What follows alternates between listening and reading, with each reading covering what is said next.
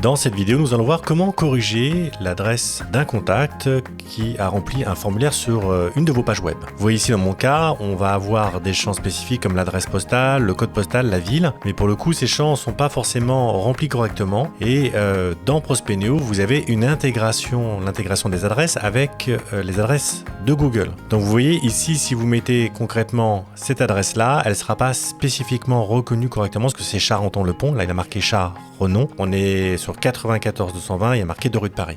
Donc une fois que l'adresse va s'intégrer, le système va reconnaître l'email et il y a deux cas de figure qui peuvent se passer. Soit la personne a changé d'adresse et pour le coup, ça peut vous permettre de lancer une campagne pour que les gens remettent à jour leurs coordonnées. Soit la personne a changé d'adresse, soit la personne a marqué son adresse mais elle l'a mal indiqué. Donc ce que je vais faire, c'est que je vais prendre le cas de figure où la personne a mal indiqué l'adresse. Donc je vais remarquer Leclerc, donc 2 rue Leclerc, alors qu'en théorie la personne habite 2 rue du Général Leclerc. Quand j'appuie sur la validation, je reviens donc sur ma liste des contacts et on voit bien que le contact a été créé avec une particularité, c'est que vous avez un petit triangle, un petit warning qui se trouve au niveau de l'adresse. Donc je vais cliquer sur le contact et ce petit warning nous indique que cette adresse provient bien des formulaires mais qu'elle n'est pas normée, c'est-à-dire qu'elle ne correspond pas à l'adresse exacte qu'on pourrait retrouver sur Google. Donc ce que je vais faire, c'est que je vais par exemple ici mettre à jour l'adresse. Je fais oui, je veux mettre à jour l'adresse et on va voir avec les éléments indiqués, est-ce que aujourd'hui cette adresse est bien celle que je retrouve sur Google.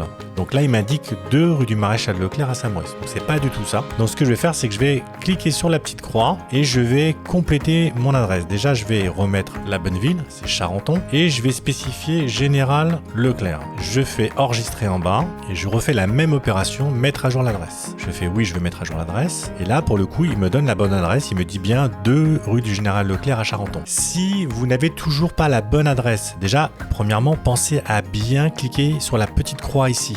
Pourquoi ? Parce que sinon vous ne pourrez pas refaire la démarche en corrigeant ici. Je refais la même chose, oui je veux, voilà. Donc si cette adresse n'est pas la bonne, pas de problème, vous pouvez directement passer à l'étape créer l'adresse. Si pour le coup cette adresse est la bonne, je la sélectionne et je fais enregistrer. Une fois que c'est terminé, j'ai plus qu'à supprimer l'adresse qu'il y avait sur mon formulaire. Oui, je ne veux plus mettre à jour, puisque là je viens de mettre à jour mon adresse en fonction des éléments qui ont été mis dans mon formulaire.